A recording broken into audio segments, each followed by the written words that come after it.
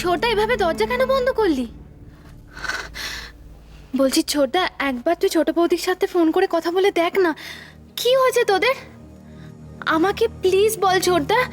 এই ছোটদা,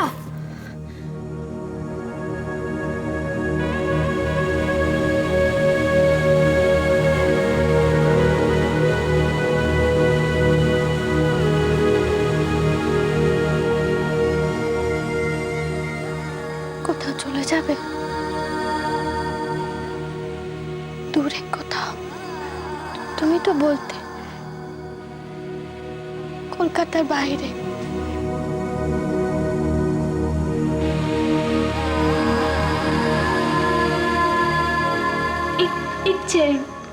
ইচ্ছের জন্য যদি আরেকবার আমরা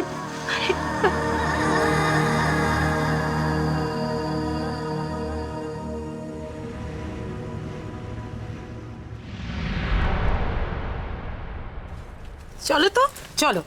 আর কত ঘরে বসে থাকবে? চলো, অনেক কান্নাকাটি করেছো, এবার এসো তো, কিছু খাও। কিছু না খেলে লড়বে কি করে? ইচ্ছেটা স্কুল থেকে আসার সময় হয়ে গেল। ইচ্ছে এলে ওকে নিয়ে সোজা তোমার শ্বশুর বাড়ি যাও। শ্বশুর বাড়ি যাব? আমায় ঢুকতে দেবে? যার জন্য ওখানে জায়গা পেয়েছিলাম সেই তো আর আমাকে চায় না। চায় না? চায় না মানে কি? হ্যাঁ, চায় না বললেই হলো? ইয়ার কি নাকি? তুমি ওর বিয়ে করা বউ, ওর বাচ্চার মা, আর অমনি বলে দিল চায় না? শোনো, খাও দাও, তারপরে নিজের বাড়ি থেকে কাউকে ডেকে নিয়ে নিজের শ্বশুর বাড়ি যাও, বুঝলে? নিজের অধিকারটা পাওয়ার জন্য লড়াই করো। মাধবীদি, আমার না বাপের বাড়ি কেউ নেই। কাকে বলবো, কাকে নিয়ে যাবো ওদের সাথে লড়াই করতে? ওরাই না আমার সব। কি করে ওদের সঙ্গে লড়াই করব? আলো, এইভাবে ছেড়ে দিলে তো হবে না ভাই। কি করবে তুমি একা একা? এভাবে কি একা থাকা যায় নাকি আলো? মা, আমি শান্তির বাড়িতে আছি। ওই যে ইচ্ছে আর শান্তিকে এসে গেছে। এবার একটু শক্ত হও আলো। তুমি বসো, আমি দেখে আসছি।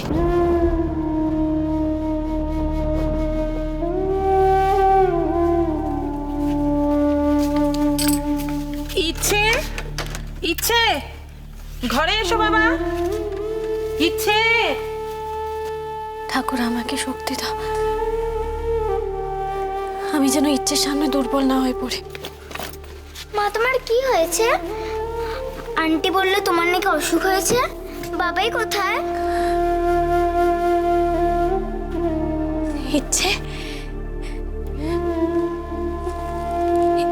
ইচ্ছে আমার কাছে একটু আসবে? এসো না ইচ্ছে, এসো।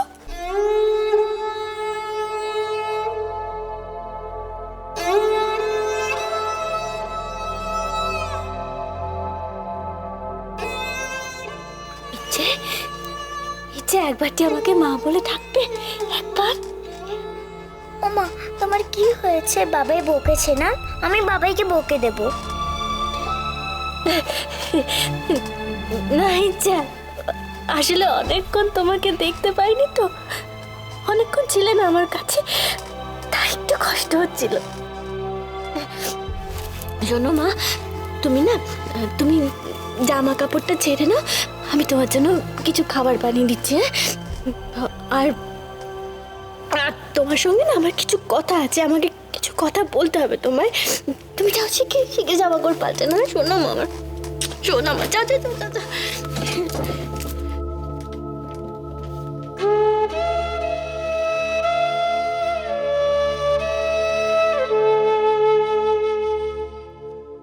এবার বাবাইকে ফোন করি। মায়ের তো অসুখ হয়েছে, বাবাই আসছে না কেন?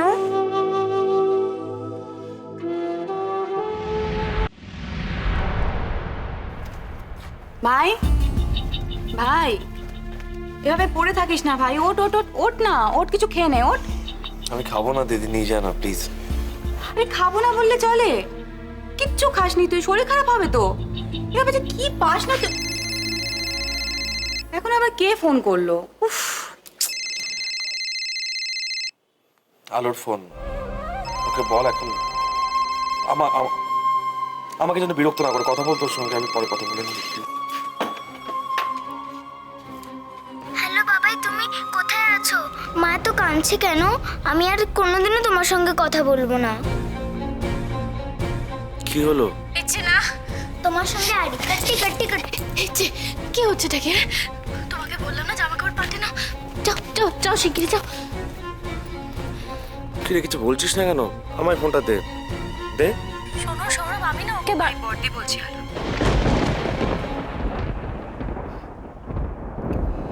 মেয়েটাকে বাবা বিরুদ্ধে নিয়ে যাচ্ছ তো? আলো, ভাই বিশ্বাস করে মেয়েটাকে তোমার কাছে রেখে এলো, আর তুমি এই প্রতিদান দিলে?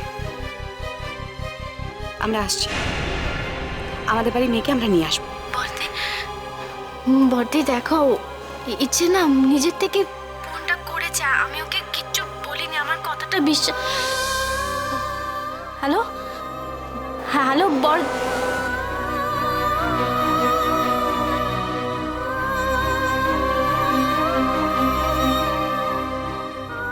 কেটে দিল ফোনটা। আচ্ছা ভাই, তোর কি বুদ্ধি নেই?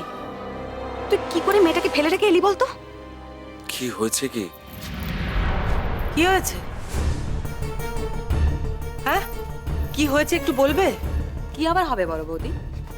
ইচ্ছে ফোন করেছিল, ফোন করে বলছে যে বাবাই তুমি কেন চলে গেছো, মা কেন কাঁদছে, তোমার সঙ্গে আরই কখনো কথা বলবো না। তুই জানিস ভাই, ইচ্ছে আলোর কথায় ওঠে বসে, ও তোর মেয়েকে তোর বিরুদ্ধে নিয়ে যাবে। দিদি তোরা সবেতে একটু বেশি রিয়াক্ট করছিস। ইচ্ছে খুব ছোট, ও চোখের সামনে মাকে দেখছে কাঁদতে, ওর তো কষ্ট হবেই, সেটাই স্বাভাবিক। আর আলো ইচ্ছেকে বিগড়বে না, এটা আমি খুব ভালো করে জানি। এতটা নিশ্চিত তুমি কি করে হতে পারছো ছোট ঠাকুরপো? আমি তো দেখেছি আমার ছেলেটাকে কাছে টানার জন্য ও কি না করেছে। আমি ভালোর জন্য বলছি ছোট ঠাকুরপো, তুমি ইচ্ছেকে এই মুহূর্তে ওখান থেকে গিয়ে নিয়ে এসো। সর্বদি প্লিজ, এই আলোচনাটা এখনই বন্ধ হওয়া দরকার।